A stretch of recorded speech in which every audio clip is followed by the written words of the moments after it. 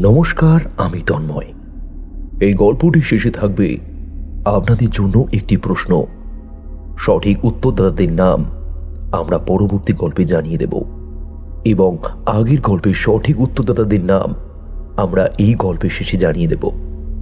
তবে তার আগে এই গল্পটা আপনারা মন দিয়ে পুরোটাই শুনুন। ঘন্টা, ওরে ওখানে ওখানে কি করতে যাচ্ছিস রে? হ্যাঁ, চলে আয় চলে আয় চলে এদিকে। ওই দেখ বান্টু, ওহো তোর ছেলে আবার ওই হাসিমপুরের ডোবার দিকে যাচ্ছে। ওহ, কি সাহস ভাবতে পারছিস? ছেলেটা কিরকম একটা কাঠ হয়ে দাঁড়িয়ে থাকে। পিছন থেকে এক বৃদ্ধ লোক যে তাকে হাঁকি মেরে ডাকছে, তাতে তার কোনো ভূক্ষেপ নেই। কিরকম ভাবলেশীন হয়ে দাঁড়িয়ে আছে সে। তার যেন মনে হচ্ছে ওই ডোবার ধারে হাতে প্লাস্টিকের বল নিয়ে কি যেন একটা দাঁড়িয়ে তাকে হাত নেড়ে ডাকছে। বয়স তারই মতো, তবে ছেলেটাকে বড় অদ্ভুত দেখতে। দুপা তিন পা আরো সামনের দিকে এগিয়ে গেল সে। তখন সে শুনতে পেল, আমার চোখের দিকে দেখ, দেখ, ভালো করে দেখ। এই হতো সারা, যা যা চলে যা এখান থেকে, চলে যা। কখন থেকে ডাকছি? হ্যাঁ, তোর কি কানে কথা যায় না নাকি? ছেলেটা হঠাৎ করেই কেঁপে উঠল। তারপর কিরকম যেন একটা হয়ে গেল। সেখান থেকে শটান দৌড় দিল। বৃদ্ধ রামু সে প্রথমে বুঝতে না পারলেও কিছুক্ষণ পরেই সে বুঝতে পারল ব্যাপারটা কি। তাই সে একবার ওই ডোবার দিকে তাকালো। তবে তখন সে কাউকে দেখতে পেল না। সে পিছন ফিরে এক পা ফেলেছে, তখনই ডোবার সামনে বাঁশ গাছের ভিতর থেকে কতগুলো কাক যেন উড়ে চলে গেল।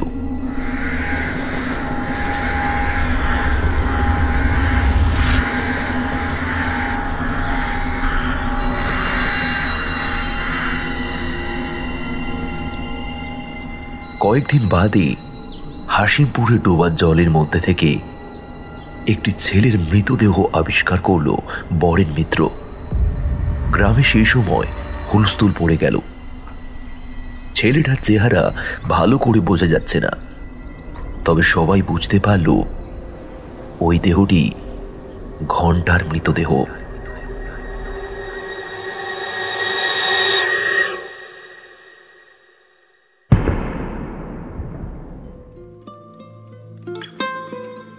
বহু দূরে শহর থেকে অখিল, তার স্ত্রী গৌরী এবং তাদের 15 বছরের ছেলে কৌশিক অনেক বছর পর শহরের মস্ত বড় বিলাসবহুল বাড়ি ছেড়ে কয়েকটা দিন ছুটি কাটাতে এসে উপস্থিত হলো তাদের নিজেদের গ্রামের বাড়ি নিহারিকা ভুবনে।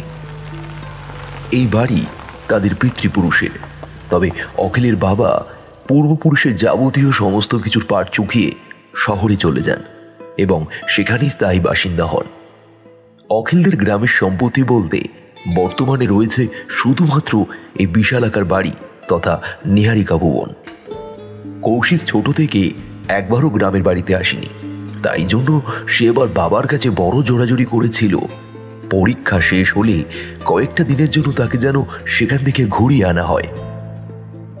ছেলের সে কথা রাখতেই অখিল তার স্ত্রী সন্তানকে সাথে নিয়ে এসে উপস্থিত হলো মাঝিমপুর গ্রামের নিহারিকা ভুবনে। বাহ, বাড়িটা তো এখনো সেই আগের মতোই ঝা চকচকে রয়েছে। কে বলবে যে এই বাড়িতে এখন আর মানুষের বাস নেই? গৌরীর কথা শুনে অখিল মৃদু হেসে বলল, তা তো থাকবেই, কারণ এই বাড়ির দায়িত্ব যে রামু কাকার উপর দেওয়া আছে। আর রামু কাকা যে কত গোছালো মানুষ তা আশা করি তুমি তো জানো। এমন সময় অখিলরা শুনতে পেল, ও দাদা বাবু, বৌমা, তোমরা এসে গেছো? আমি তোমাদের সমস্ত ব্যাগপত্র নিয়ে যাচ্ছি। হ্যাঁ, খোকা বাবু কেমন আছো গো? হ্যাঁ, কেমন আছো? কথাগুলো বলতে বলতেই আনন্দে আত্মহারা হয়ে নিহারিকা ভুবনের প্রধান দরজা দিয়ে যে বয়স্ক বৃদ্ধ মানুষটি দৌড়ে বাইরে বেরিয়ে এলো, তার নাম রামু। এই নিহারিকা ভুবনের যাবতীয় দেখভাল এবং তত্ত্বাবধানের দায়িত্ব তার উপরই অখিল দিয়ে রেখেছে অনেক বছর ধরে। আমরা সবাই ভালো আছি কাকা। তুমি কেমন আছো আগে সেটা বলো। ঈশ্বরের আশীর্বাদে ভালো মন্দ মিলিয়ে মিশিয়ে কেটে যাচ্ছে দাদাবাবু। হ্যাঁ, এসো এসো এসো এসো দেখি, ভেতরে এসো। আমি তোমাদের ওই গাড়ির আওয়াজ শুনেই দৌড়ে বাইরে বেরিয়ে এলাম। কৌশিক, রামু দাদুকে প্রণাম করো। বাবার কথা শুনে কৌশিক হেঁট হয়ে বৃদ্ধ মানুষটির পায়ে ধুলো মাথায় ঠেকালো। রামু দাদু ছলো ছলো চোখে বলল, থাক থাক খোকাবাবু, বেঁচে থাকো বেঁচে থাকো, অনেক অনেক বড় হও, মানুষের মতো মানুষ হও গো, এই আশীর্বাদ করি। হ্যাঁ, এই দাদাবাবু অনেকটা রাস্তা পরিশ্রম করে এসো, এবার ওই ভেতরে গিয়ে একটু বিশ্রাম নেবে চলো। হ্যাঁ, আমি ঘর দুয়ার সমস্ত কিছু পরিষ্কার পরিচ্ছন্ন করে রেখেছি। হ্যাঁ, মানদার মায়ের ওপর রান্না বান্নার দায়িত্ব দিয়ে দেওয়া আছে, তার রান্না প্রায় শেষ। হ্যাঁ, তোমরা এবার সকলে মিলে একটু বিশ্রাম নিয়ে স্নান সারলেই আমি দুপুরের খাবার দিয়ে দেবো, কেমন? আহা কাকা বাবু, আমাদেরকে নিয়ে দয়া করে আপনি এত ব্যস্ত হবেন না তো। এত ব্যতিব্যস্ত হওয়ার কোনো কারণ নেই।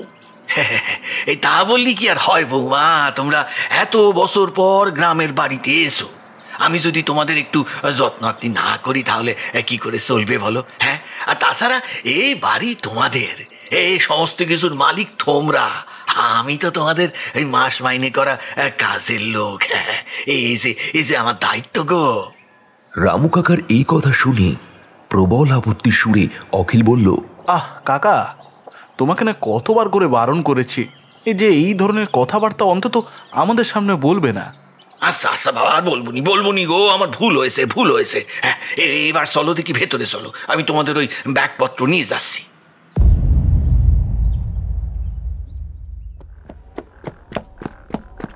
মা, আমি একবার বাইরে থেকে ঘুরে আসবো? না না, একদম না, তুমি এখানে চুপটি করে বসে থাকো। আহ গৌরী, ছেলেটাকে বাইরে যেতে বারণ করছো কেন? যাও কৌশিক, বাইরে গিয়ে খেলা করো, তবে এই বাড়ির বাইরে যাবে না। অচেনা অজানা জায়গায় একলা বাইরে যেতে নেই।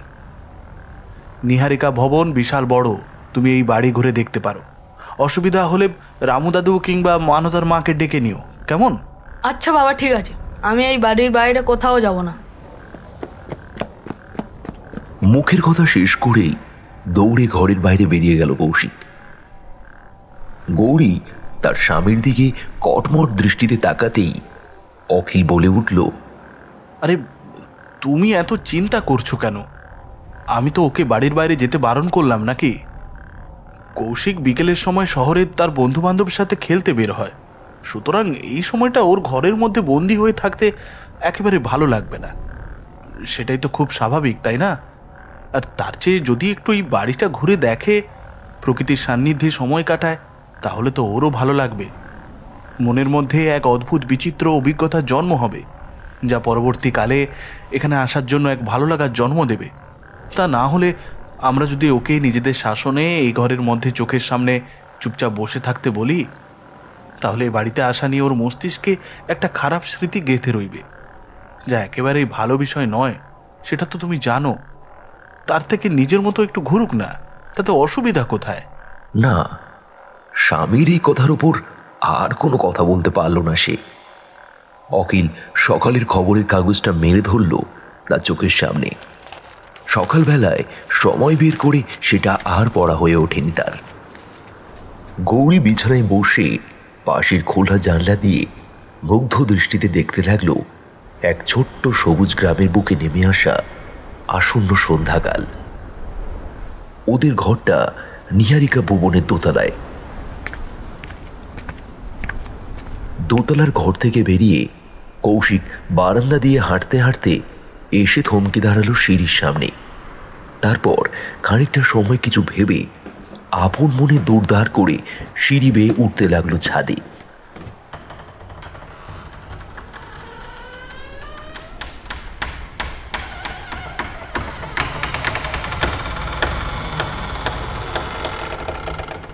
চিলেকোঠার দরজায় মৃদু ঠেলা দিতেই ক্যাচ ক্যাচ শব্দ করে খুলে গেল বহু পুরাতন মরচে ধরা দরজাটা।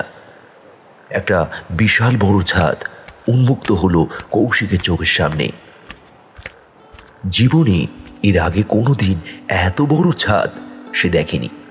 তাদের শহরের ঘরগুলো ছোট ছোট, হ্যাঁ সেখানে ছাদ থাকলেও তার আকার মোটেও এত বড় নয়। আকাশের দিকে মুখ তুলে তাকিয়ে কৌশিক দেখল সন্ধ্যার অন্ধকার পাতলা ফিনফিনে কাপড়ের মতো নেমে আসছে ধীরে ধীরে প্রকৃতির বুকে। একটা ভারী মিষ্টি অথচ তীব্র ঝাঁঝালো গন্ধ বাতাসে ভর করে ছুটে এসে ধাক্কা মারল ছেলেটার নাকে। কৌশিকের ইচ্ছা করল বুক ভরে সেই মিষ্টি গন্ধটা টেনে নিতে। এত সুন্দর গন্ধ সে যে এর আগে কোনোদিনও পায়নি। কৌশিক বুঝতে পারল না এটা কোনো বনজ ফুলের গন্ধ নাকি অন্য কিছু। নিজের মনেই গুনগুন করে কি যেন একটা ছড়া বা গান গাইতে গাইতে কৌশিক এসে দাঁড়ালো ছাদের এক কোণে। সেখানে কিছুটা সময় দাঁড়িয়ে থেকে ছাদের ঈশান কোণ বরাবর আসতেই তার নজরে পড়ল নিহারিকা ভবনের থেকে খানিকটা তফাতে একটা ছোট্ট মতন ডোবা রয়েছে। ডোবার চারপাশটা কেমন যেন অদ্ভুত অন্ধকারের ঘেরাটোপে বন্দী। ডোবার চারিদিকে থাকা অসংখ্য অগণিত বাঁশ গাছের ঝাড় যেন একেবারে জলের বুকে নুইয়ে পড়েছে। ডোবার জল গাঢ় সবুজ, ছোট ছোট কচুরি পানায় আচ্ছাদনের পুরোপুরি ভরা। মাঝে মধ্যে জলের তলা থেকে বুদবুদ উঠে তা ফেটে যাচ্ছে ওপরে। সে বিহবলভাবে অপলক দৃষ্টিতে সেই ডোবার দিকে তাকিয়েছিল। আচমকায় হঠাৎ করে কৌশিকের মনে হলো প্রায় তারই সমবয়সী এক গ্রাম্য ছেলে ডোবার ধারে এসে দাঁড়িয়েছে। এ যেন একেবারে ভোজবাজির মতো। আসো, এখানে আসো, কিছু হবে না, খেলবো তো আমরা। সেও বুঝি একভাবে তাকিয়ে আছে ছাদের মধ্যে দাঁড়িয়ে থাকা কৌশিকের দিকেই। কৌশিক দুই হাত দিয়ে নিজের দুই চোখ ভালোভাবে ডলে আর একবার তাকিয়ে দেখল না, সে এতটুকু ভুল দেখছে না চোখে। অন্ধকারের মধ্যে হলেও স্পষ্ট দেখছে ডোবার ধারে সত্যি একটা ছেলে দাঁড়িয়ে রয়েছে। তার মাথার চুল ডবডবে ভেজা, ঝালরের মতো লম্বা চুলগুলো থেকে টপ টপ শব্দে নিচে চুইয়ে পড়ছে অবিরত জলের ধারা। ভিজে সবে চুল এসে তার মুখের বেশিরভাগ অংশ ঢেকে দিয়েছে। তাই জন্য ছেলেটার মুখমণ্ডল ভালো করে বোঝা যায় না পরিষ্কারভাবে। গায়ে বস্ত্র বলতে রয়েছে কেবলমাত্র কোমরে জড়ানো একখানি ধুতি, যা হাঁটুর ওপর পর্যন্ত খাটো করে পড়া। গোটা শরীর পুরোপুরি ডবডবে ভেজা ও শরীরের বিভিন্ন অঙ্গে সবুজ সবুজ কচুরিপানা লেগে রয়েছে, যেন এই খানিকক্ষণ আগেই ওই ডোবার জলে সে ডুব সাঁতার কেটে উঠে এসেছে। তবে সবচেয়ে আশ্চর্যজনক যে বিষয়টা হলো তা হলো তার দেহের গাত্রবর্ণ। ছেলেটার শরীর অদ্ভুত রকমের সাদা, একেবারে যাকে বলে মরা গাছের মতো ফ্যাকাশে, যেন দীর্ঘ সময় ধরে ডোবার জলে ডুবেছিল সে। সেই অচেনা গ্রাম্য ছেলেটা এবার হাতছানি দিয়ে কৌশিককে ডাকলো, আসো, এখানে আসো, কিছু হবে না, খেলবো তো আমরা। কৌশিক চুপচাপ দাঁড়িয়ে দেখছিল। তার কেমন যেন একটা ঘোর লাগছিল। তার চোখের দৃষ্টি ক্রমশ ঝাপসা হয়ে আসছে। ঠিক এমন সময় একই খোকা বাবু, তুমি ওখানে কি করছো গো? ছাদের ওই প্রান্তে দাঁড়িয়ে রয়েছো কি জন্য গো? শীঘ্রই নিচে যাও। তোমার বাবা মা অনেকক্ষণ তোমায় দেখতে না পেলে ভীষণ রকমের দুশ্চিন্তা করবেন যে। বেশ ঝাঁঝের সাথে কথাগুলো বলল রামু দাদু। বৃদ্ধের কথা শুনে ছেলেটা একেবারে চমকে উঠল। চোখেতে ঘাড় ফিরিয়ে ভয়ার্ত দৃষ্টিতে সে তাকালো রামু দাদুর মুখের দিকে। বৃদ্ধ রামু দুই চোখ সংকুচিত করে ছোট কৌশিকের মুখের দিকে তাকিয়ে কি যেন একটা পরীক্ষা করে দেওয়ার চেষ্টা করল। ছাদের মধ্যে থেকে চিৎকার চেঁচামেচি শুনে উপরে উঠে এলো কৌশিকের মা বাবা। কি ব্যাপার রামু কাকা, তোমার চিৎকার কানে এলো বলে মনে হলো। এ কি কৌশিক, তুমি কখন ছাদে উঠে এসেছো? আর তোমাকে যে আমি বলেছিলাম বাড়ির মধ্যে থাকতে, তুমি একলা ছাদে উঠে গেছো কি জন্য? দাদাবাবু, আমি ওই সিলেকোটার দরজাখানা ভেতর থেকে বন্ধ করতে এসেছিলাম, আর এসেই দেখি খোকাবাবু ওইখানে চুপচাপ দাঁড়িয়ে রয়েছে। তাই জন্য খোকাবাবুকে বলছিলাম যাতে সে এবার নিচে নেমে যায়। তোমরা না হলে তাকে নিয়ে অনেক রকমের তো চিন্তা করবে না, এই আর কি। না কৌশিক, তোমার একলা ছাদে উঠে আসা মোটেও উচিত হয়নি। দোষ তো ওর নয়, সব দোষ তোমার। আমি তো ওকে ঘর থেকে বের হতেই বারণ করেছিলাম। আমি জানি তো ও কত ডানপিটে স্বভাবের, কিন্তু তুমি ওকে বাইরে যাওয়ার অনুমতি দিলে। কৌশিক, চলো, সন্ধ্যার অন্ধকার নামছে, খোলা আকাশের নিচে থাকলে ঠান্ডা লেগে যেতে পারে। আর খবরদার, সন্ধ্যের পর থেকে তুমি একদম ঘরের বাইরে পা রাখবে না। এটা তোমার চেনা শহর নয় যে চারিদিকে আলো ঝলমল করবে। সন্ধ্যের পর থেকে এখানে ঘুটঘুটে অন্ধকার নামে। চলো। গৌরী ভীষণ রকমের বকাবকি করে ছেলের হাত ধরে টানতে টানতে তাকে সিঁড়ি ভেঙে নিয়ে গেল দোতলায়। পিছু পিছু গেল অখিল। তবে বৃদ্ধ রামু কাকার মুখ জুড়ে কি যেন এক অশনি অমঙ্গলের ভয় গ্রাস করল মুহূর্তেই। ধীর পায়ে মন্থর গতিতে ছাদের ঈশান কোণে এসে নিহারিকা ভুবনের পিছনে থাকা হাসিমপুরের ডোবাটার দিকে একটিবার তাকাতেই তার বুকের ভিতরটা ছ্যাঁত করে উঠল। ডোবার চারপাশ পুরোপুরি ফাঁকা, সেখানে কোথাও কেউ নেই।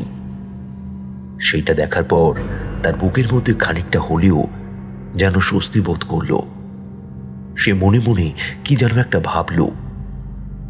ডোবার বাসে নেতিয়ে পড়া বাঁশ গাছগুলোর ভিতর থেকে হঠাৎ করেই কতগুলো কাক যেন ডাকতে ডাকতে উড়ে চলে গেল।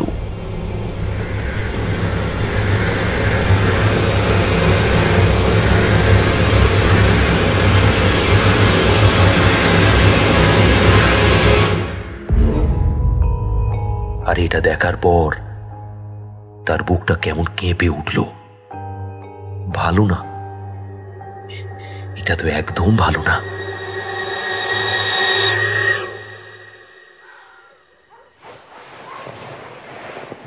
আর এই দেখো, উফ, ওঠো না। তুমি কি আমার কথা শুনতে পাচ্ছ? তাড়াতাড়ি ওঠো, দেখো কৌশিক বিছানায় নেই। মাঝরাতে আচমকায় ঘুমে ব্যাঘাত ঘটল অখিলের। ঘুমের ঘোরে জড়ানো গলায় স্থির উদ্দেশ্যে সে বলল, হ্যাঁ, কি হয়েছে? কি হয়েছে? কৌশিক কৌশিক কৌশিক কোথায় গেল? দেখো, হয়তো বাথরুমে গিয়েছে। নিহারিকা ভুবনের দোতলায় যে ঘরটি অখিলদের জন্য রামু কাকা পরিষ্কার পরিচ্ছন্ন করে দিয়েছিল, সেই ঘর সংলগ্ন একটি ছোট্ট মতন কলঘর রয়েছে। স্বামীর কথা শুনে গৌরী তাড়াতাড়ি বিছানা থেকে নেমে মেঝে থেকে হ্যারিকেন কানা তুলে নিয়ে এগিয়ে গেল কলঘরের দিকে। কলঘরের দরজায় হাত দিয়ে ঠেকাতেই ক্যাচ শব্দে দরজাটা খুলে গেল। কলঘরের ভিতরটা পুরোপুরি ফাঁকা, কেউ নেই। ওগো ওগো, তুমি শুনছো?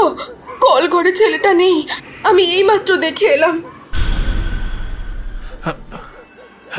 কি বলছো কি? গৌরীর মুখ থেকে এ কথা শোনার পর আর নিশ্চিন্তে বিছানা শুয়ে ঘুমোতে পারল না সে। ধরপর করে উঠে বসল। তারপর সে নিজেও গোটা ঘর সহ কলঘর ভালো করে একবার ঘুরে দেখল, কিন্তু সত্যিই কৌশিকের সেখানে দেখা পাওয়া গেল না। কৌশিক, কৌশিক, এই দেখো তো ওই ঘরে আছে কিনা। নেই গো এখানে। কৌশিক, শুনতে পাচ্ছিস? কৌশিক! সমস্ত দোতলায় কৌশিকের নাম ধরে অনেক ডাকাডাকি করার পরেও যখন ছেলেটার কোনো সারা শব্দ পাওয়া গেল না, তখন ওরা নেমে এলো নিচে। ওদের হাঁক ডাক শুনে রামু কাকা ঘরের ভিতর থেকে বেরিয়ে আসতেই তাকে সব কথা বলা মাত্রই সে লণ্ঠন হাতে দৌড় লাগালো বাড়ির পিছন দরজার দিকে। এদিকে নিহারিকা ভুবনের মাঝ উঠোনে জ্ঞানহীন অবস্থায় পড়ে থাকতে দেখা গেল মানুদা মাকে।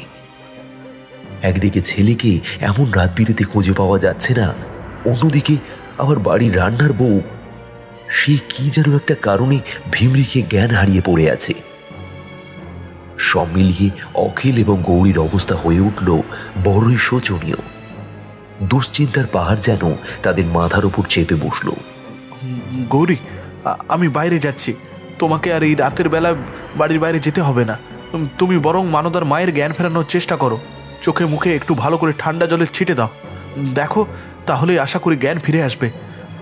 রামু কাকা বাড়ির পিছনের দরজা দিয়ে কোথায় যেন গেল, দাঁড়াও আমিও একবার সেদিকে যাই। অখিলের হাত ধরে গৌরী ভেজা চোখে বলল, হ্যাঁ গো, আমার ছেলেটার কোনো বিপদ হলো না তো? এই রাতের বেলায় কোথায় চলে গেল বলো দেখি। তুমি সাবধানে যাও, ওইখান থেকে হ্যারিকেনটা নিয়ে যাও। গ্রামগঞ্জের পথঘাট রাতের বেলা আলো ছাড়া যাওয়া ঠিক নয়। তুমি আমাকে নিয়ে একদম চিন্তা করো না গৌরী, তুমি বাড়ি থেকে বের হবে না কিন্তু, আমি আলো সাথে নিয়ে যাচ্ছি। হ্যারিকেন তুলে নিয়ে বাড়ির পিছন দরজা দিয়ে বাইরে বেরিয়ে গেল অখিল। ঘটি থেকে হাতে তালুতে জল ঢেলে মানদা মায়ের চোখে মুখে ছিটিয়ে দিতেই ধীরে ধীরে জ্ঞান ফিরে এলো। কিন্তু উঠে বসার আগেই পুনরায় আবার ভিড়মিখে সংজ্ঞা হারালো। ভাবখানা এমন যেন সে চোখের সামনে সাক্ষাৎ বিভীষিকাময় কোনো ঘটনা দেখেছে, যে ঘটনা তার অবচেতন মন এখনো পর্যন্ত কাটিয়ে উঠতে পারেনি। ঠিক এই সময় নিহারিকা ভবনের পিছন দরজা দিয়ে অখিল এবং রামু কাকা কৌশিককে ধরাধরি করে নিয়ে এলো। ছেলেটার শরীর একেবারে বরফের মতো হিমশীতল। গৌরী ছেলে দুই হাতে তালু ভালো করে ঘষতে লাগলো। দাদা বাবু, তোমরা ওই খোকা বাবুর কাছে থেকো গো, আমি একবার শর্ট করে দৌড়ে গিয়ে গ্রামের ডাক্তারকে ডেকে নিয়ে আসি। হ্যাঁ, যা বুঝছি তাতে ডাক্তার ডাকা ছাড়া কোনো উপায় নেই। অখিল বলল, হ্যাঁ রামু কাকা তুমি যাও, আমি বরং কৌশিককে ঘরে নিয়ে গিয়ে বিছানায় শুয়ে দিই। ডাক্তার এসে দুজনের চিকিৎসা করল। মানদা মায়ের জ্ঞান ফিরে এলো, কিন্তু কৌশিকের জ্ঞান ফিরল না। ডাক্তারবাবু জানালেন তাকে ঘুমের কড়া ওষুধ দেওয়া হয়েছে, কাল সকালের আগে তার নাকি ঘুম ভাঙবে না। ছেলেটার শরীর দিয়ে অনেক ধকল গিয়েছে, সে এত ধকল নিতে পারবে না, তাই জন্য এখন তার একটানা বেশ খানিকক্ষণ বিশ্রামের প্রয়োজন। মানদা মায়ের জ্ঞান ফিরতেই অখিল এবং গৌরী তার উদ্দেশ্যে প্রশ্ন করল, এবার তুমি বলো তো মানদার মা, তোমার কি হয়েছিল? কি দেখে তুমি এমনভাবে জ্ঞান হারালে? প্রশ্নটা শোনা মাত্রই মানদা মায়ের মুখ জুড়ে রীতিমতন আতঙ্কের বন্যা বয়ে গেল। তার দুই চোখের দুই কোণে লকলকে বিষাক্ত সাপের মতন খেলে গেল শিহরণের স্রোত। একটা শুকনো ঢোক গিলতেই গলগণ্ডটা দুবার ওঠানামা করল। পাশে থাকা ঘটির সবটুকু জল ঢক ঢক করে খেয়ে মানদামা কম্পিত গলায় কাটা কাটা ভাবে বলল, রাত্রি তখন অনেক, গোটা বাড়ি একেবারে নিশ্চুপ হয়ে গিয়েছে। হঠাৎই আমার ঘুমটা ভেঙে গেল। এমনিতে বরাবর আমার পাতলা ঘুম, তাই সামান্য যদি কিছু শব্দ কোথাও হয় তাহলেও ঘুমের রেশ কেটে যায়। বিছানার মধ্যে উঠে বসতেই বুঝতে পারলাম কাছে পিঠে কোথা থেকে একটা খসখস জাতীয় অদ্ভুত একটা বিজাতীয় শব্দ আসছে। বেশ খানিকক্ষণ কান খাড়া করে শোনার পর বুঝতে পারলাম, হ্যাঁ সত্যি আমি ভুল শুনছি না। শব্দটা আসলে কিসের তা জানার জন্য মনের মধ্যে ভারী কৌতূহলের জন্ম হলো। ঘরের ভেতর থেকে বের হয়ে বাইরে এসে চারপাশে চোখ বুলিয়ে বুঝতে পারলাম সব কিছু ঠিকঠাক রয়েছে, কোথাও কোনো কিছু ঘটেনি। অথচ তখনও সেই খসখস শব্দটা এক নাগারে হয়েই চলেছিল। কি যেন মনে হতে উপরের দিকে তাকাতেই যে দৃশ্য দেখলাম তাতে আমার মেরুদণ্ড বেয়ে বরফের জলের মতো কনকনে ঠান্ডা রক্তের স্রোত নেমে গেল সরসর করে। তোমরা আমার কথা বিশ্বাস করবে কি না জানি না দাদা বাবু, কিন্তু আমি নিজের চোখে স্পষ্ট দেখলাম তোমাদের ছেলে বাড়ির দেওয়াল বেয়ে দোতলার দিক থেকে চলে যাচ্ছে পিছন পানে। এক মুহূর্তের জন্য মাথাটা একেবারে ঘুরে গিয়েছিল, মনে হলো পায়ের নিচের মাটি ভূমিকম্পর মতো কাঁপতে লেগেছিল। ভাবলাম আমি বুঝি সাংঘাতিক রকমের কোনো একটা দুঃস্বপ্ন দেখেছি। ঘুম থেকে হয়তো এখনো উঠিনি, তাই জন্য হাতে বহু জোরে একটা চিমটি কাটলাম। তারপর বুঝলাম এ মোটেও ঘুমের মধ্যে দেখা দুঃস্বপ্ন নয়, বরং বাস্তবের মাটিতে ঘটে যাওয়া এক কঠিন সত্য। দেওয়াল বেয়ে টিকটিকি ঠিক যেমনভাবে হেঁটে এক প্রান্ত থেকে অপর প্রান্তের পানে যায়, খোকাবাবু ঠিক তেমনভাবেই বাড়ির পিছন দিকে যাচ্ছিল। খোকাবাবুর চোখ দুটো আমি দেখেছিলাম বৌদিমণি। সে চোখের মধ্যে প্রাণের সামান্যতম কোনো চিহ্ন ছিল না। চোখ দুটো ভীষণ উজ্জ্বল, যেন বিজলির ছটা ভরা রয়েছে সে চোখের ভিতর। আর বেশ কিছু আমার মনে নেই। আমি জ্ঞান হারিয়ে লুটিয়ে পড়েছিলাম বাড়ির উঠোনে।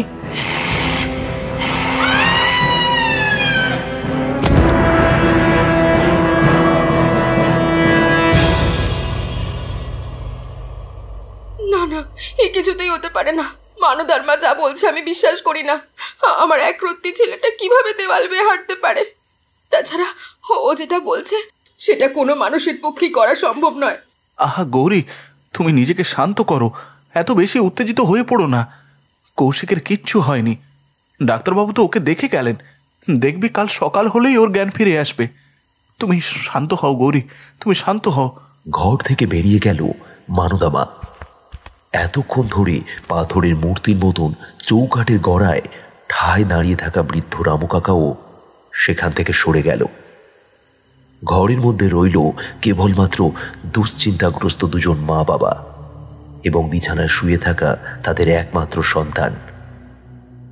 অখিলের মাথায় একটা প্রশ্নের উত্তর কিছুতেই মিলছিল না, যে নিহারিকা ভবনের সমস্ত দরজা ভিতর থেকে বন্ধ থাকা সত্ত্বেও ছেলেটা বাড়ির বাইরে গেল কিভাবে?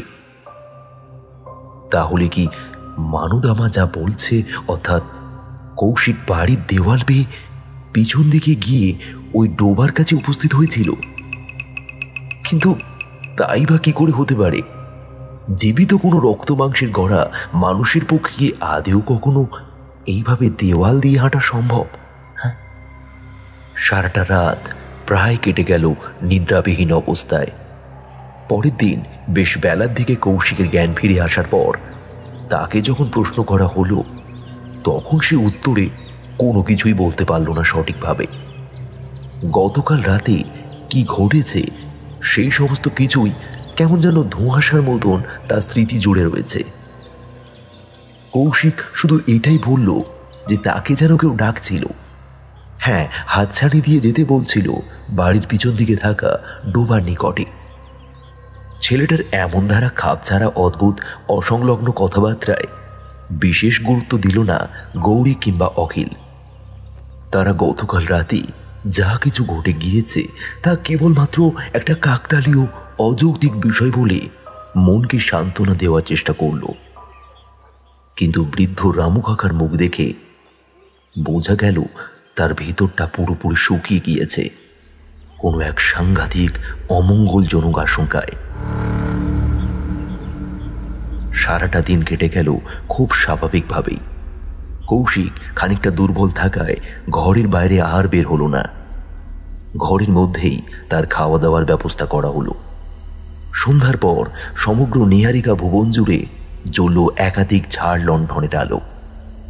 রামু কাকা যেন ইচ্ছাকৃতভাবেই একটু বেশি আলো জ্বালিয়ে রেখে গোটা বাড়িখানাকে আলোকিত করে রাখল। তার সাথে ঠাকুর দালানে বেশ করে দেওয়া হলো ধূপধুনো। শতাব্দীর প্রাচীন সে ভুবন সুমধুর গন্ধে পরিপূর্ণ হয়ে উঠল। 8টার মধ্যে নৈশভোজন সেরে যে যার ঘরে শুয়ে পড়ল, কিন্তু ঘুম এলো না বৃদ্ধ রামু কাকার দু চোখে।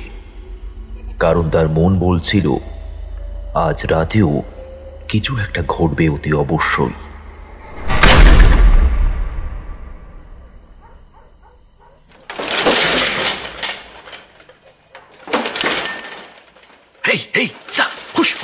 বলছি রান্নাঘরের ভেতর থেকে।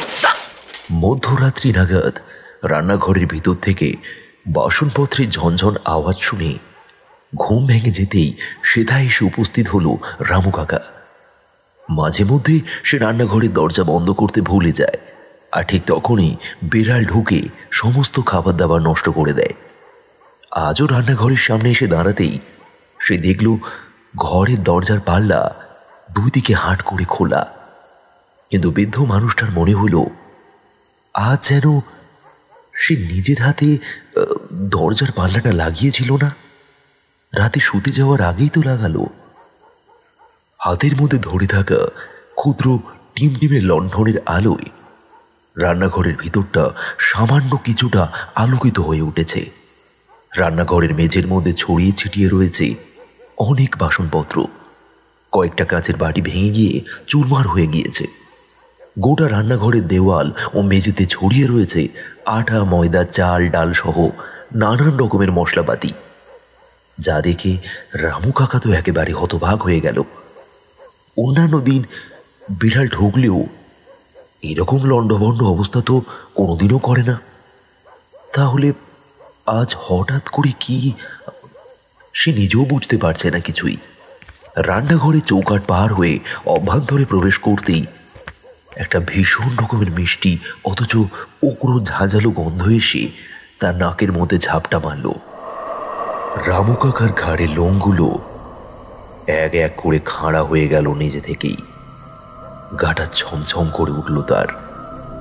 বৃদ্ধ মানুষটা পরিষ্কার বুঝতে পারল যে রান্নাঘরের ভিতর মোটেও কোনো বেড়াল ঢোকেনি, বরং অন্য কিছু রয়েছে। এরপরই তার কানে এলো একটা কচমচ শব্দ।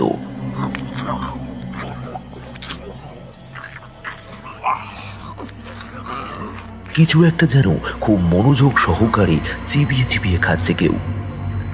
সেই শব্দ অনুসরণ করে রান্নাঘরের এক কোণে গিয়ে বেডকেসের ওপারে আলো ফেলতেই রামু কাকা যা দেখল তাতে তার মনে হলো এক্ষুনি বোধ হয় সে জ্ঞান হারাবে।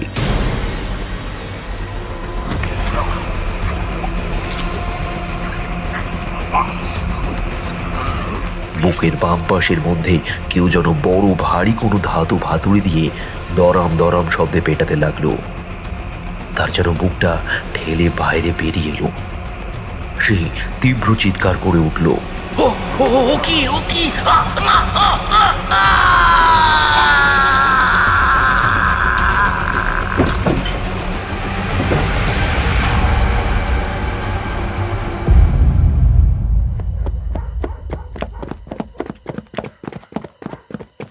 কি হলো? কি হলো রামু কাকা? তুমি হঠাৎ এরকম চিৎকার করে উঠলে কেন? আর আর রান্নাঘরের এমন ধারা অবস্থা কি করে হলো? বৃদ্ধের চিৎকার শুনে অখিল, গৌরী এবং মানুদামা এসে উপস্থিত হলো সেখানে। তাদের সকলেরই চোখ মুখ জুড়ে চাপা উত্তেজনা আর আতঙ্কের বেড়াজাল বিস্তার লাভ করেছে। রামু কাকা ততক্ষণে মৃগীরোগীর মতো কাঁপতে আরম্ভ করেছে। তার গোটা গা ভেসে যাচ্ছে বমিতে, যেন কোনো বিভৎস নারকীয় দৃশ্য চোখের সামনে ঘটতে দেখে নিজেকে সামলাতে না পেরে বমি করে ফেলেছে। রান্নাঘরের অভ্যন্তরে প্রবেশ করতেই ওদের সকলের নাক হয়ে দেহের অভ্যন্তরে প্রবেশ করল অতীব ঝাঁঝালো মিষ্টি সুগন্ধটা। খানিকটা যেন আতরের মতো, তবে এরূপ গন্ধ এর আগে কখনো কোনোদিন তারা পায়নি। মানুদামা সম্ভবত আন্দাজ করতে পেরেছিল এখানে ঠিক কি ঘটেছে, সেই জন্য সে আর এগোলো না। চৌকাঠের গড়ায় দরজার পাল্লা ধরে চুপচাপ দাঁড়িয়ে রইল। রামু কাকা ততক্ষণে কয়েক পা পিছিয়ে এসেছে। রামু কাকার হাত থেকে লণ্ঠনটা নিয়ে মিটকেসের দিকে ধীর পায়ে এগিয়ে গেল অখিল এবং গৌরী।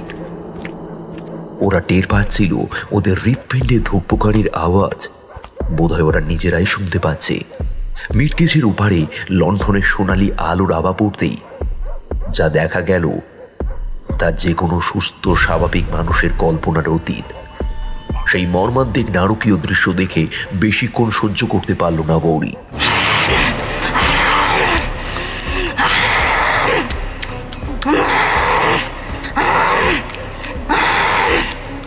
কাটা কলা গাছের মতো ধপ করে মেঝেতে লুটিয়ে পড়ল সে। অখিল দেখল মিটকেসের পাশে অন্ধকার কোণে বসে আছে তাদের ছেলে কৌশিক। তবে চেহারাটা কৌশিকের হলেও তার ভিতরে যেন অন্য কিছু ভর করে রয়েছে এই মুহূর্তেই। ছেলেটার মাথার লম্বা চুলগুলো এসে মুখের বেশিরভাগ অংশেই ঢেকে ফেলেছে। তা সত্ত্বেও চুলের ফাঁক থেকে চোখের যে দুটো অংশ দেখা যাচ্ছে তা পুরোপুরি মণিহীন এবং খড়িবাটির মতন ধপধপে সাদা। সেই চোখের মধ্যে কোথাও মণির লেশ মাত্র নেই। গতকাল মানদা মায়ের বলা বর্ণনা অখিলের মনে পড়ে গেল। তার মানে মানদা মা এতটুকু ভুল দেখেনি, কিংবা তাদেরকে বানিয়ে অযথা মিথ্যে কথা বলেনি। কৌশিকের হাত পা, মুখ, এমনকি গায়ের জামা পর্যন্ত সম্পূর্ণ রক্তে ভিজে গিয়েছে। কি জানি কোথায় থেকে দুটো মোড়ক এনে তাদের টুঁটি ছিঁড়ে পেটের নাড়ি বুড়ি বের করে তা মহা আনন্দের সাথে চিবিয়ে চিবিয়ে খাচ্ছে সশব্দে। ঠোঁটের কষ পেয়ে গড়িয়ে পড়ছে তরল রক্তের ধারা। মাঝে মধ্যেই নিজের অস্বাভাবিক লম্বা জিভ বের করে সেই রক্ত চেটে নিচ্ছে, যেন ওটা রক্ত নয়, বরং সাক্ষাৎ অমৃতের তরল ধারা। তবে কৌশিকের জীবের বর্ণ মোটেও লাল নয়, একেবারে কুচকুচে কালো। মাত্র কয়েক হাত তফাতে দাঁড়িয়ে থাকা অখিলকে দেখে খলখল করে হেসে উঠল ছেলেটা। মানদা মা সকলকে অবাক করে কি যেন একটা হাতে নিয়ে ঘরের ভিতরে ঢুকে এসে ঢাকনা খুলে বড় ব্যারেলে সমস্ত জল ঢেলে দিল কৌশিকের মাথার উপর।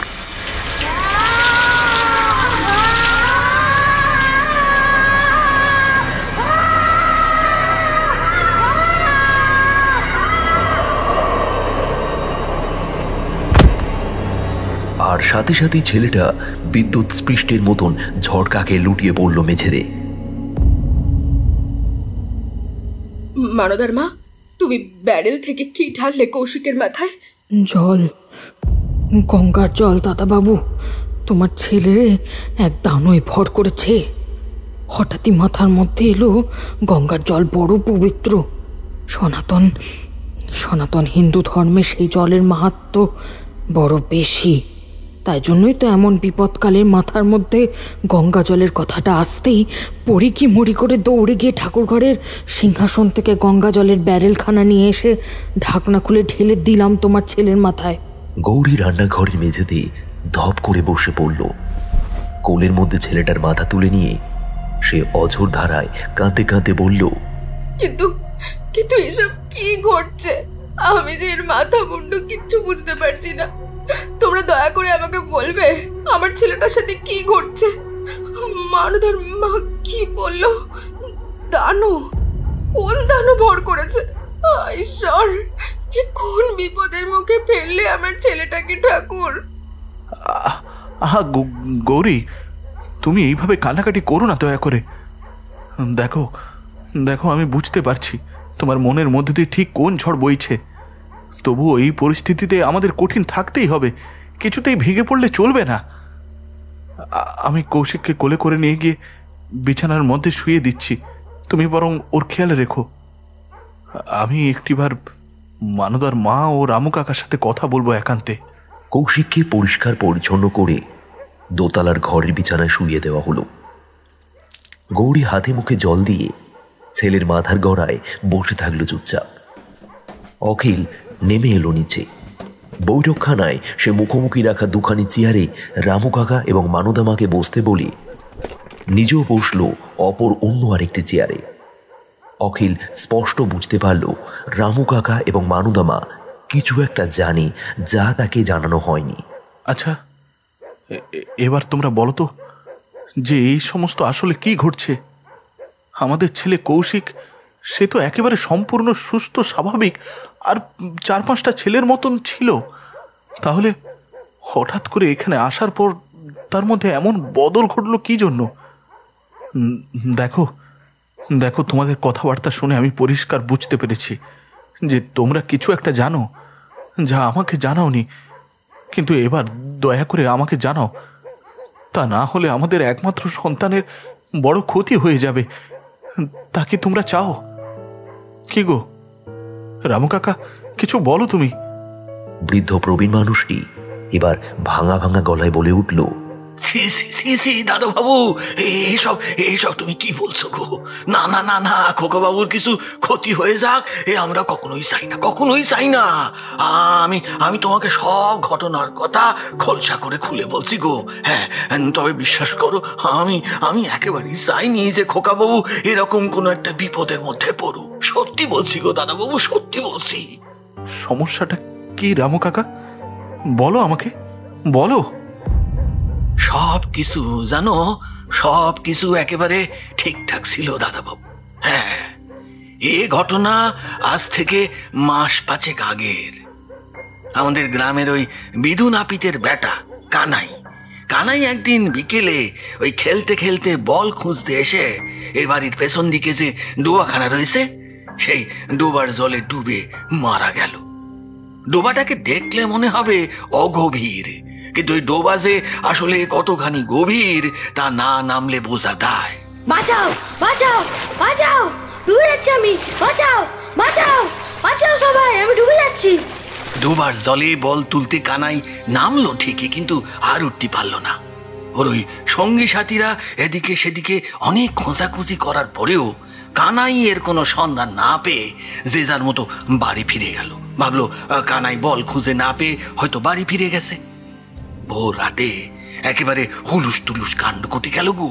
হ্যাঁ, সারা রাত ছেলেটা বাড়ি ফেরেনি দেখে বিধু নাপিত আর ওর বউয়ের তখন পাগল পাড়া অবস্থা। গায়ের বিভিন্ন জায়গায় অনেক খোঁজাখুঁজি করার পরেও কোথাও কিছু না পাওয়া গিয়ে যখন ডোবার ধারে কানাইয়ের পায়ের এক পাটি জুতো আর ওই সবুজ শ্যাওলা জলের মধ্যে বলটাকে ভেসে থাকতে দেখা গেল, তখন তাদের মাথায় বাজ পড়ল। ডোবার জলে জাল ফেলে তুলে আনা হলো ওই বছর 15 ছেলেটার অসাড় মৃতদেহ। সেই মৃতদেহ চোখে দেখার মতো নয় গো, গোটা দেহ একেবারে ধবধবে সাদা, জায়গায় জায়গায় শ্যাওলা জড়িয়ে রয়েছে। চোখ দুটোতে মনি বলে কিছু নেই, হয়তো ওই মাছ কিংবা অন্য কোনো জলজ প্রাণী তা খুবলে নিয়েছে। এই ঘটনার পর থেকে গ্রামের ছেলেপুরেরা আর এদিকে খেলতে আসা একেবারে বন্ধ করে দিল। অনেক ছেলেই বলতো তারা নাকি এই ডোবার ধারে মৃত কানাইকে দেখতে পেয়েছে, কিন্তু আমরা অর্থাৎ ওই বড়রা তাদের কথা বিশ্বাস করতাম না। কানাই নাকি কেবলমাত্র তার সমবয়সী ছেলেদেরকেই দেখা দেয়, হাতছানি দিয়ে তাদের খেলতে ডাকে ডোবার ধারে, বড়দের সে দেখা দেয় না। কিন্তু প্রথম বাচ্চা ছেলেদের কথা বিশ্বাস না করলে কি হবে, পরে তাদের কথাই সত্য প্রমাণিত হলো। হ্যাঁ, ওই ডোবার জলে ডুবে মারা গেল এই গ্রামের আরো 3 জন প্রায় তারই সমবয়সী ছেলে। এ সকল ঘটনার পর ওই ডোবা একেবারে নিষিদ্ধ এলাকায় পরিণত হয়ে গিয়েছে। সন্ধ্যার অন্ধকারের পর থেকে বা দিনের দুপুর বেলাতেও ও চত্বর কেউ মারায় না গো। আমি ভেবেছিলাম খোকাবাবুকে একটু চোখে চোখে রাখবো যাতে সে ওই ডোবার দিকে না যায়, কিন্তু আমি একেবারেই বুঝতে পারিনি যে খোকাবাবু ছাদের মধ্যে গিয়ে ওই ডোবার পানে তাকাবে। যা বিপদ ঘটার সেদিনই তো ঘটে গিয়েছিল গো। হ্যাঁ, সেদিনই ঘটে গিয়েছিল। আমার মন নড়াচড়া করে উঠেছিল সেই সময়। কিন্তু কাকা, তোমার তো এ সকল কথা আমাদের একবার জানানো দরকার ছিল। আমরা যখন এখানে আসার কথা তোমায় জানিয়েছিলাম, তুমি তো আমাদের অন্তত একবারের জন্য হলেও এই সমস্ত ঘটনার কথা বলতে পারতে। তাহলে আমরা কৌশিককে নিয়ে এখানে আসার কথা 2 বার হলেও ভাবতাম। হ্যাঁ, আমারে তুমি মার্জনা করো গো দাদা বাবু। আমি এই হাত জোর করে ক্ষমা চাইছি তোমার কাছে। আসলে আমি বুঝতে পারিনি গো যে বিষয়টা এতটা বিপজ্জনক হয়ে দাঁড়াবে বলে। তোমরা শহরের মানুষ, তোমরা কি আর এই গাঁগঞ্জের এমন ভূত প্রেত দানবের অস্তিত্বের বিশ্বাস করবে? তাই জন্য তোমাদের জানাইনি। ভেবেছিলাম খোকাবাবুকে শুধুমাত্র ডোবার দিকে যেতে দেব না, ব্যাস, তাহলেই হবে। যত বিপদ সব ওই ডোবাকে ঘিরেই গো, ডোবাকে ঘিরেই। ভাগ্যিস আজ মানদার মা নিজের বুদ্ধিকে কাজে লাগিয়ে ঠাকুর ঘর থেকে গঙ্গা জলের ব্যারেল নিয়ে গিয়ে ওইভাবে ছেলেটার মাথায় ঢেলে দিয়েছিল। তা না হলে না জানি কি না কি অনর্থ ঘটে যেত। কিন্তু দাদা বাবু, এবার কি হবে? আমি না হয় আজকের মতো কিছু একটা করে খোকাবাবুকে বাঁচিয়ে নিয়েছি, কিন্তু এরপর কি হবে তা আশা করি তুমি বুঝতে পারছো। ওই দানব নজর পড়েছে তোমাদের ছেলের উপর। সে তাকে ঠিক ফুলিয়ে ফালিয়ে খেলার ছলে ডোবার ধারে নিয়ে যাবে। হ্যাঁ, ওই ডোবার সন্নিকটে নিয়ে যাওয়াই তার আসল উদ্দেশ্য। তারপরে গায়ের অন্যান্য ছেলেদের মতো খোকাবাবুর কপালেও একই। চুপ করো মানদার মা, চুপ করো। তুমি দয়া করে চুপ করো।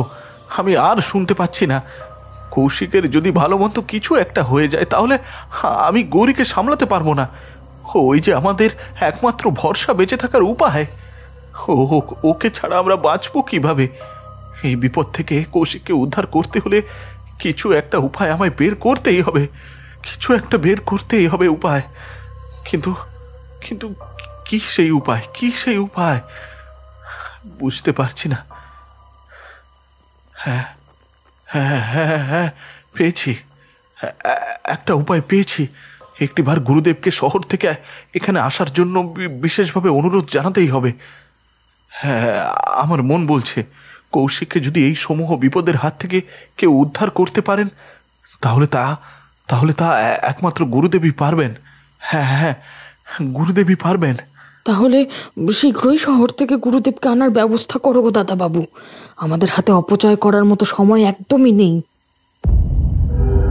অখিল সমস্ত কথা গুরুদেবকে জানাতেই তিনি শীঘ্রই এসে উপস্থিত হলো এই মাঝিমপুর গ্রামে। ডোবার অতৃপ্ত প্রেতাত্মাকে মুক্তি প্রদানের জন্য তিনি রাতভর যজ্ঞ করলেন। তবে সেই যজ্ঞের ছাই যখন ওই ডোবার জলে ছড়িয়ে দিতে গেল তখন ঘটল এক মহাবিপদ। একটু আগে কৌশিক ঘরে শুয়েছিল, অখিলের গৌরী তাকে দেখেও এসেছে। কিন্তু হঠাৎ করেই বাঁশের ওপরে ওটা তাহলে কে বসে আছে? তারা সামনে আসতেই কৌশিক তাদের দিকে তাকালো। কি ভয়ঙ্কর রূপ সেই সময় তার! অখিল সহ বাকি তিনজন প্রায় কেঁপে উঠেছিল। তবে অখিলের গুরুদেব রামকৃষ্ণ বাবু সে ভয় পেল না। মন্ত্র জপ করতে করতে সামনে এগিয়ে গেল।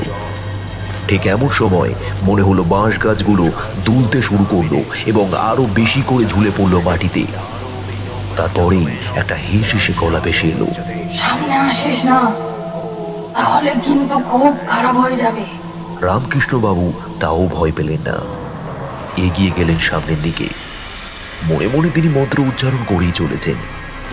ঠিক এই সময় হঠাৎ করেই কয়েকটি 15 বছরের ছেলেরা একত্রে হয়ে দাঁড়ালো ডোবাটার সামনে। তারপর সবাই বলতে লাগলো, এইবার রামকৃষ্ণ বাবু একাই সামনের দিকে এগিয়ে গেলেন। তাদের সেই বিভৎস রূপ দেখে অখিলরা ভয়ে আর সামনের দিকে এগোতে পারল না। শুনবো না তোদের কথা, তোদেরকে আমি ভালো জায়গায় পাঠাবো, সেখানে তোরা শান্তিতে থাকবে।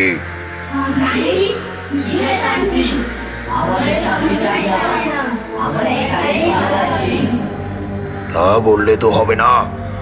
তোরা ভালো আছিস কিনা খারাপ আছিস সেটা এখন আমার হাতে। ওই বালককে তোরা ছেড়ে দে, তাহলে আমি খুশি হব। তোদেরকে ভালো করে শান্তি দেব। না, ছাড়বো না।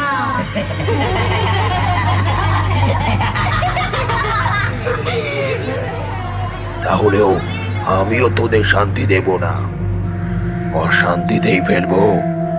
দেখ তবে, ওম করালো কুষ্মান তৎপরমেশ্বরী, ওম অহম ব্রহ্ম পরিজয়তে, হিং কিং বিনাশায় বিনিশ্চিতে, পরিমাণায় ওম সর্বভূতে ভূভুবা তৎপরাৎ পরমেত্রহরণায় ওম শিষে ওম ওম ওম বলেই যোগে সেই ভস্মীভূত ছাই ছড়িয়ে দিলেন ডোবার সবুজ শ্যাওলা জলে। এক মুহূর্তের জন্য সবকিছুই তছনছ হয়ে গেল যেন সেই জায়গাটা। খালি চিৎকার ছাড়া অখিলরা আর কিছুই শুনতে পেল না। ডোবার সামনে দাঁড়িয়ে থাকা কানাই আস্তে আস্তে কৌশিকের দেহ থেকে বেরিয়ে এলো। তারপর কোথায় যেন মিলিয়ে গেল তারা।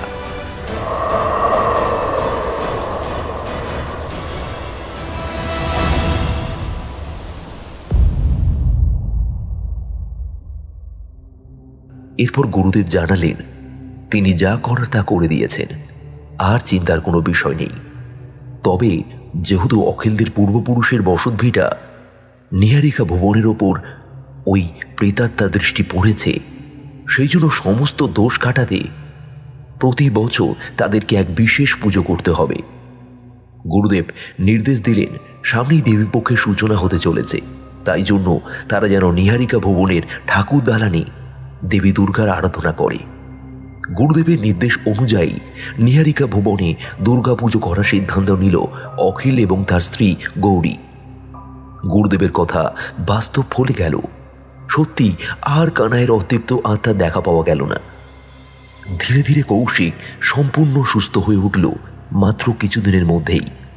যাবতীয় অশুভ শক্তির রেশ কাটিয়ে নিহারিকা ভুবনে ধুমধাম করে শুরু হলো মাতৃ আরাধনা। অকাল বোধনে মেতে উঠল অখিলদের গোটা পরিবার। দুর্গাপুজো সমাপ্ত হলে ওরা ফিরে এলো শহরে। আসার পূর্বে রামু কাকা এবং মানুদামায়ের হাতে গোটা নিহারিকা ভুবনের দায়িত্ব দিয়ে এলো এবং একথাও জানালো যে আবার সামনের বছর দুর্গাপুজোর আগেই ওরা চলে আসবে যথাসময়ে। নিহারিকা ভুবনে এসে কৌশিকের সাথে যা কিছু ভৌতিক কাণ্ড কারখানা ঘটেছিল তা একেবারে মস্তিষ্ক থেকে সম্পূর্ণরূপে মুছে গেল। শুধুমাত্র তার এইটুকুই মনে রইল যে পিছনের ডোবার দিকে একদিন বিকেলের পরন্ত আলোয় ছাদের এক প্রান্তে দাঁড়িয়ে তাকিয়েছিল, আর তার মনে হচ্ছিল ওখানে কেউ একজন ছিল।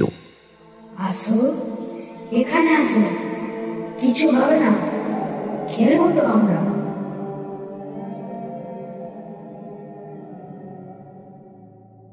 আজ আপনাদের জন্য যে প্রশ্নটি রয়েছে সেটি হল, হাসিমপুরের ডোবায় যে আত্মাটি রয়েছে তার নাম কি?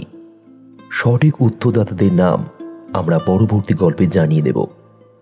তবে যারা উত্তর দেবেন তারা কোথায় থেকে আমাদের গল্প শুনছেন এবং আপনাদের নাম সেটা কমেন্টে নিশ্চয়ই জানাবেন।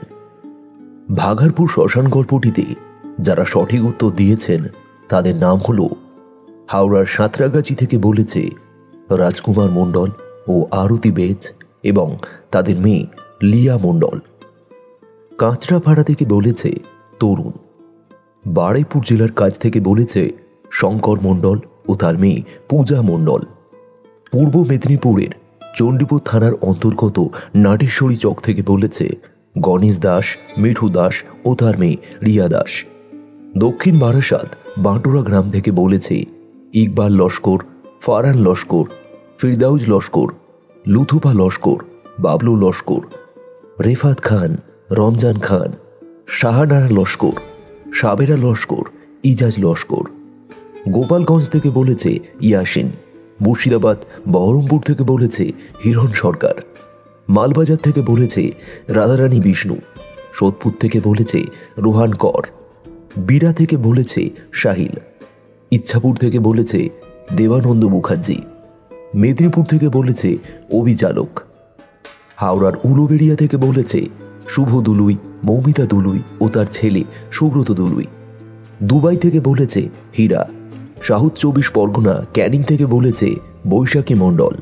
দক্ষিণ 24 পরগনা ভাঙ্গুর গঙ্গাপুর কলকাতার লেদার কমপ্লেক্স থেকে বলেছে হেমন্ত মণ্ডল ও তার ছেলে সার্থক মণ্ডল ও তার স্ত্রী সুষমা মণ্ডল। জয়নগর থেকে বলেছে ইমরোজ মণ্ডল। গুজরাট থেকে বলেছে পরেশ হেমব্রম। উত্তর 24 পরগনা হাবড়া থেকে বলেছে মৃণালিনী সরকার। কাষ্টগড়া থেকে বলেছে দেব মণ্ডল। বাংলাদেশ নরন্দিবাজার জামালপুর থেকে বলেছে শেখ ফরিদ আহমেদ। গোচরণ ধোসা চন্দনেশ্বর থেকে বলেছে অপূর্ব সর্দার ও তার বোন রূপা সর্দার। যারা যারা প্রশ্নের উত্তর দিয়েছেন তাদেরকে অসংখ্য ধন্যবাদ। শুনছিলেন আজকের গল্প সুরজিৎ ঘোষের কলমে হাসিমপুরের ডোবা। আজ গল্প পাঠে ছিল তন্ময়। বিভিন্ন চরিত্রে ছিল বর্ণালী, গৌড়া, বিট্টু, দেব, রাজ ও তৃষা। পোস্টার ডিজাইন করেছেন দীপক। সাউন্ড ডিজাইন ও এডিটিং ও স্ক্রিপ্ট রাইটিংয়ে ছিল তন্ময়। আর হ্যাঁ, গল্পটি কেমন লাগলো তা কমেন্ট করে নিশ্চয়ই জানাবেন। ভালো লাগলে একটা লাইক করে দেবেন এবং আরও নতুন নতুন নানান ধরনের গল্প শুনতে চাইলে আমাদের চ্যানেলটিকে সাবস্ক্রাইব করে বেল বাটনটি অলে সেট করে নেবেন। ভালো থাকবেন, ধন্যবাদ।